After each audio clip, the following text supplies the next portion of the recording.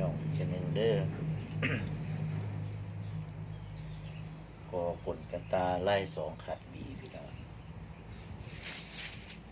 โอ้ เอาอยู่นี่จนปวดหัวโมเมนแนวง่าย มันปัญหามันก็คือเม็ดตอกเขาก็เป็นเม็ดตอกแบบสองป่องแล้วมันเป็นขออยู่กลางเวลากอนี่มันสิยากเวลากอมันยากมันเบิ่งลายมันยากมันเพราะว่าตอกมันกระบดตรงเพราะฉะนั้นก็ใส่ความพยายาม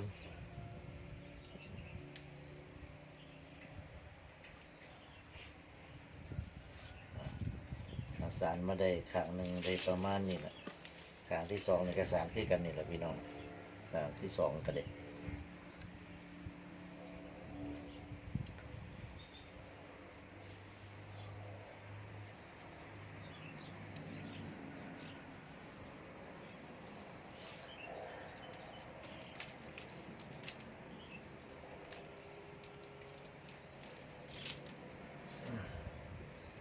สองขัดบีเด้อพี่น้องเด้อกันผู้สารเป็นก็ที่สิบ่ยากหรอกแต่ว่าผู้สารบ่เป็นนี่ยาก ครั้งแรกในชีวิตที่มาสารไล่สองขัดบีนะ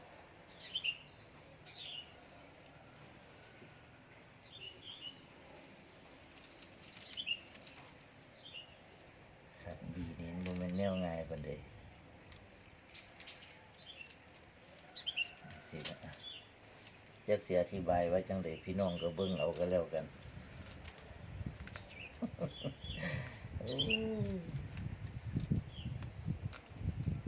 กอ8 เซนเลยพี่น้องกอ8 เซนเอา8 เซนนี่เอาไว้คนละข้างกับข้างละ4 เซนเฮ็ดอันช่องกลางนี่มันเป็นช่องจุดกึ่งกลางสำหรับคัดบีให้เ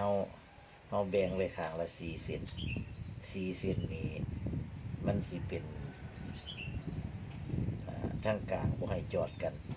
แต่ว่าเฮาก็สิจัดให้เขาทีกว่านี้อยู่ดอกไม้ตอกเฮาเนี่ยมันเป็นไม้2 ท่อนมันเป็นไม้2 ป่องมันมีคออยู่กลางมันเลยเฮ็ดยากพี่น้องแต่มันบ่มีคออยู่กลางมันก็สิเฮ็ดง่ายกว่านี้อยู่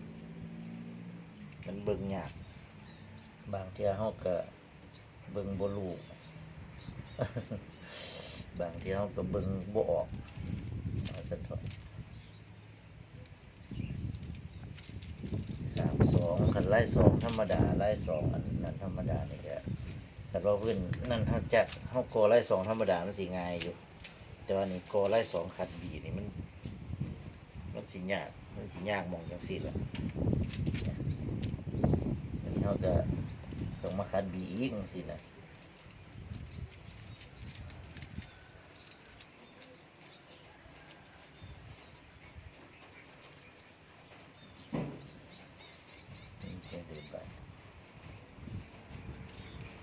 ต้องเส้นที่3และเส้นที่4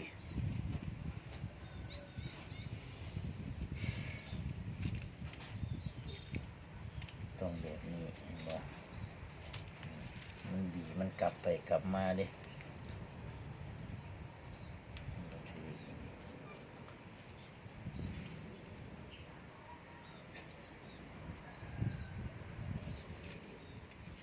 ที่4ต้องแบบนี้ว่าพี่น้อง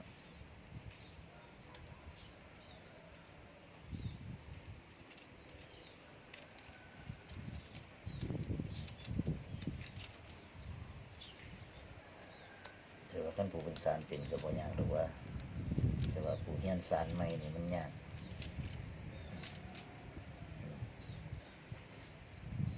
เป็นจังซี่แล้วมันก็มันสิยากย้อนมันคัดบีนี่แหละ บางเดือพี่น้องเบิ่งก็สิงงคือกันแต่ผู้สานก็งงต้องได้ใช้วิจารณญาณดีๆต้องได้ใช้ความมันดีๆเบิ่งว่ามันถูกหรือบ่ถูกพอ เบิ่งคอยเฮ็ดไปผมสิเอาแบบให้มันเป๊ะๆนี่บ่ได้พี่น้อง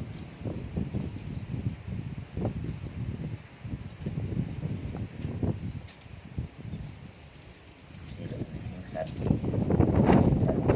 นต้องเทียขามหนึ่งทางเทียขามสองไว้สิเด้อพี่น้องเด้อ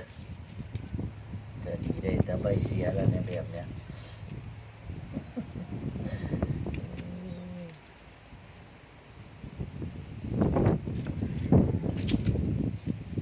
จักสิอธิบายให้ฟังคือกัน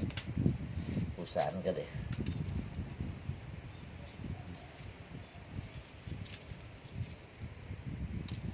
อ่านลายมันอยากมันสิลายมันสิออกมาแบบนี้บ่งามก็ถือว่าบ่ว่ากันเด้อพี่น้องเด้อกันมันบ่งามก็ได้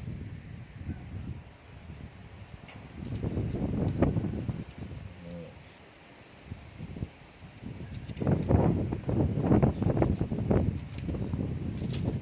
สีนี่ก็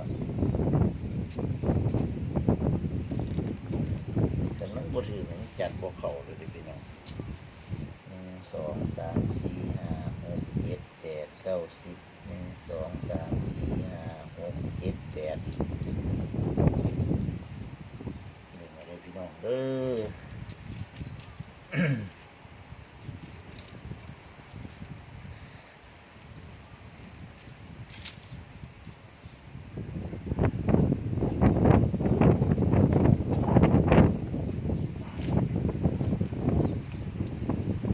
ลองเลิกมีอยากสิอธิบายจังได๋ฟังจะค่อยสิเข้าใจพี่น้องก็ได้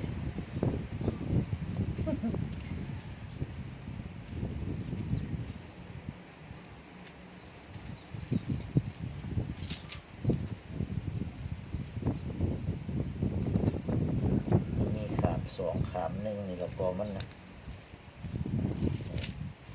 สิออกไปข้างละ10 เซนเดี๋ยวสานไปเรื่อยๆสาเหตุมันอีกอย่างหนึ่งก็คือไม้ตอกมันมีขออยู่กลางมีขออยู่กลางแล้วไม้มันบ่ตรงนี่มันสิเฮ็ดยากพี่น้องอาจสิบ่เข้าใจตัวนี้แหละ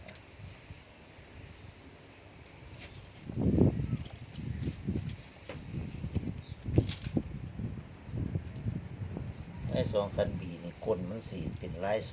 2วนรอบตอกก็แข็งขอแข็งหลายก็บ่เข้าไม่ได้พูดออก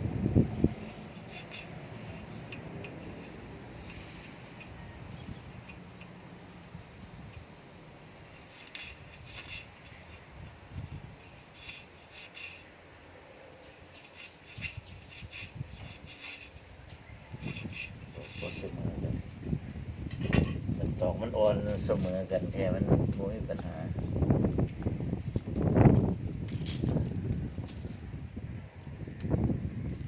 จับบ่เข้านั่นมันตอกมันบ่เสมอกันต้องได้ใส่น้ำไปนำ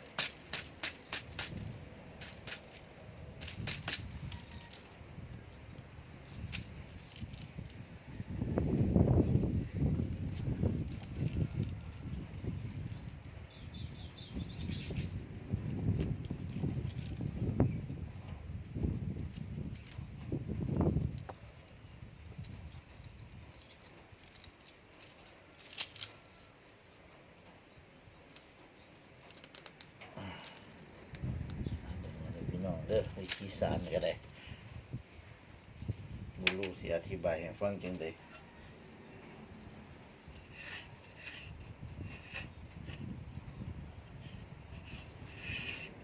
ก็ก้นนี่ล่ะถ้าผู้บ่เข้าใจก็อธิบายไปก็คือสิบ่เข้าใจคือเก่าเพราะฉะนั้นดีที่สุดคันพี่น้องอยากสานเป็นก็คือเรียนรู้เอาแบบว่าหาอันที่เพิ่นสานไว้นะหากระตาที่เพิ่นสานไว้หั่นมาเป็นตัวอย่างมาเบิ่งไปแล้วก็สานไปนำ 1 2 3 4 5 6 7 8 9 10 11 12 13เดี๋ยวข้างละ15 เซนหนึ่งสิใหญ่โพดบุคคล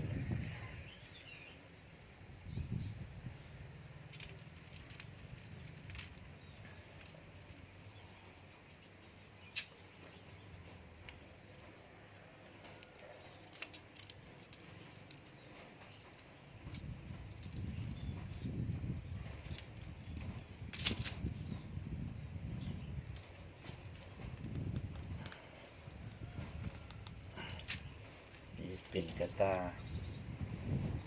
ง่วงหน่อยตาง่วงหิวสารไล่3เลยพี่น้องปกติกดมันเป็นเคยไล่2ธรรมดาเนี่ยแหละแต่ว่าอันนี้เขาอยากเป็นไล่2คัดบีมันอยากเห็นว่ามันเป็นไล่2คัดบีออกมาเบิ่งว่ามันจะเป็นอย่างไรผมเคยเห็นจากเทือแรกลองเทือแรก1 2 3 4 5 6 7 8 9 10 11 12 13 14 15 เซนค่ะสิบเอ็ดกลมใหญ่ประมาณนี้แหละทางนี้ได้1 2 3 4 5 6 7 8 9 10ข้างนี้ต้องสานอีก5 เซน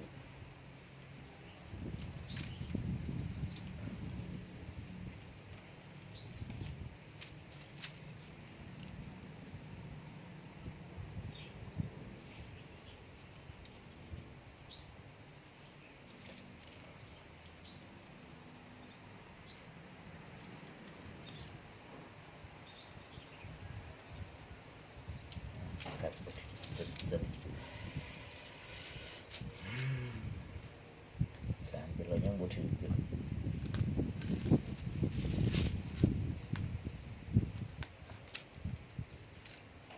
คัดบีนี่มันสิสลับกันนะพี่น้องรอบนี้คัดค้างนี้รอบนี้สิมาคัดค้างนี้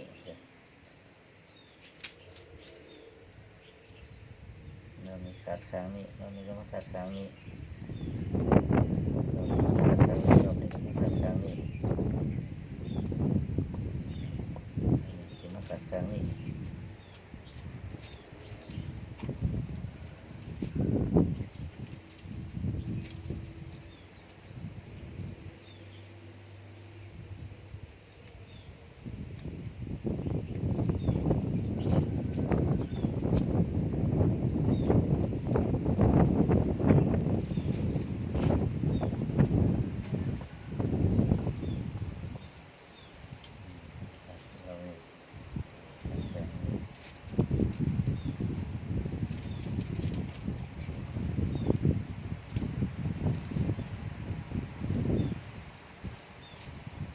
สารเดือดปานกันกับเน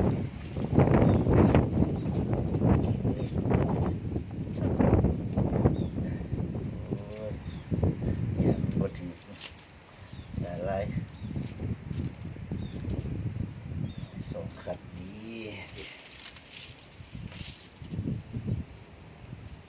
สารเป็นเราก็สิได้ไม่บอกเขาคนแล้วจัดย่ำจัดมันก็สิเข้ามันบอกเข้ามันก็บอกเป็นจะเบิ้งตอกก็ได้หักซ้ำบาทเนี่ย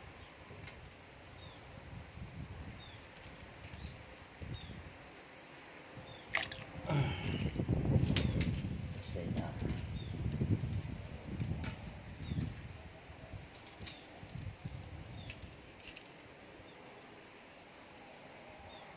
อันนี้มันกัดบีอันนี้มันเลยสิมันกัดบีทางนี้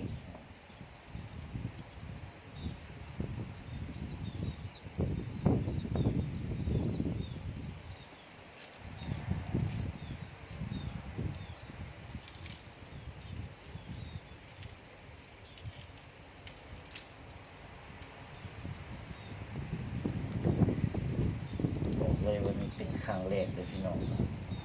ครั้งแรกสารกระตาเนี่ย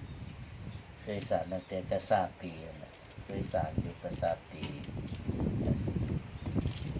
ได้2 คันปีแบ่งตอกทั้งเปิ้ล เคยสานแต่ว่าอันนี้หันเป็นครั้งแรกเลยดูว่าสิเป็นจังไดสิออกมาเป็นจังไดออกมาเป็นจังไดก็บ่ว่ากันเด้อพี่น้องเด้อ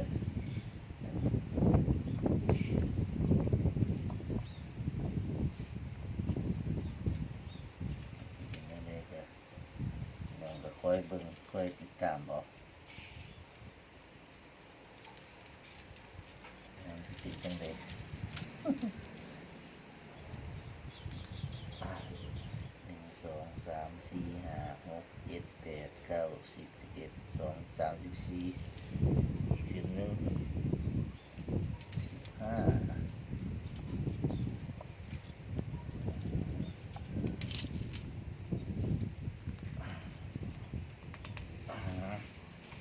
สิตอกไหม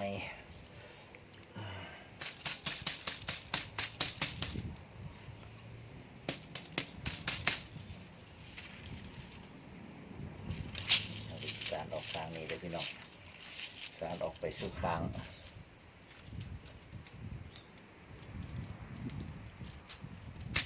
คือกันหลังทางนี้ก็ได้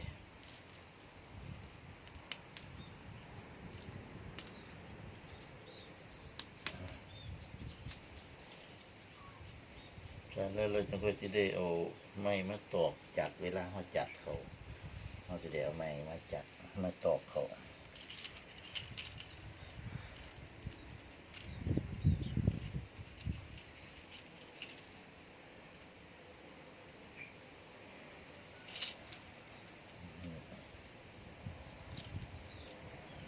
มีพิษมีพิษ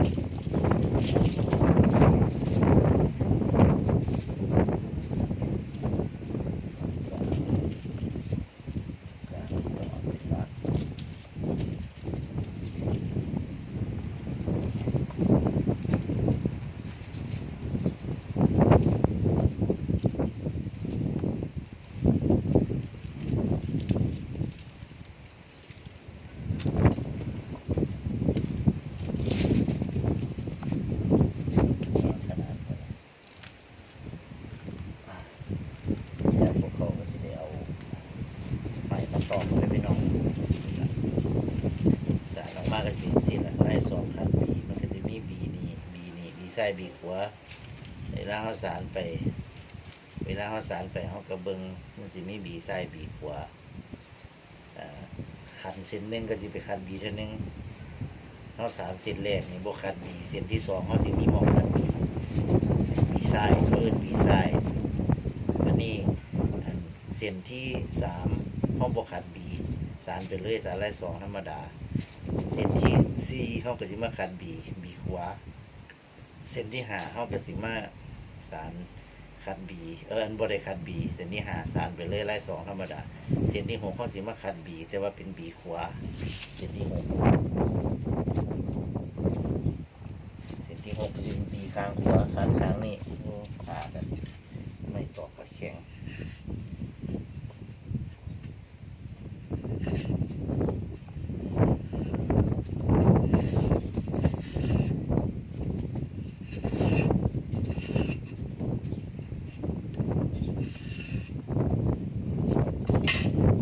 แบบนี้ห้องบ่เคยได้เห็นจักเทื่อแต่ว่าเคยเห็นมาแต่กระตาปีพี่น้องกระซาปี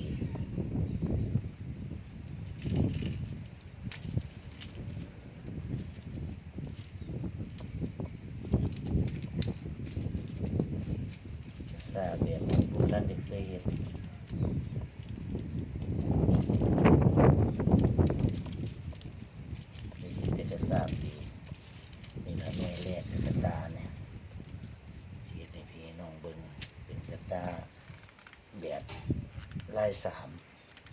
แต่ว่ากลเป็นกลลายสองขาดบีนี่ทางนี้เส้นนี้มันจะเป็นบีซ้ายบีขวาบีซ้ายบีขวาสานขึ้นไปจนครบข้างละ15 เซนเพราะว่าเราคิดว่าเสียว15 เซนแต่ว่าก็ต้องนับหมู่3ในขั้นสารลายสามเดี๋ยวสินับให้เบิ่ง1 2 3 4 5 6 7 8 9 10มันได้10หมู่3นะเพราะฉะนั้นยังบ่พอสิได้เป็นเสียวมาใส่อีกครั้งละเสร็จให้มันเป็น11หมู่หมู่ที่11หั่นนับ2 เซนหมู่ที่11ให้ได้2 เซนแต่ว่าอันนี้มันสิได้10หมู่แล้วเนี่ย1 2 3 4 5 6 7 8 9 10ได้10หมู่พอดีได้10หมู่พอดีบัดนี้คันเฮาสิไปสารเลยนี่บ่ถือสารลาย3บ่ถือเพราะฉะนั้นเฮาต้องเอาสารใส่อีกครั้งละเซนให้มันหมู่ที่11นี่ให้มันเป็น2 เซนให้นับ2 เซนสำหรับคลิปนี้ก็ให้พี่น้องเบิ่งสำนีก่อนเด้อพี่น้องเด้อคลิปต่อไปสิเป็นตอนใดก็ติดตามต่อไปตอนก่อก้นนี่ล่ะก่อก้นไล่2 คันปีก็ก่อให้เบิ่งจังซี่ล่ะสำหรับคลิปนี้ก็ขอจบไปเพียงแค่นี้ก็อย่าลืมกดติดตามด้วยพี่น้องเด้อ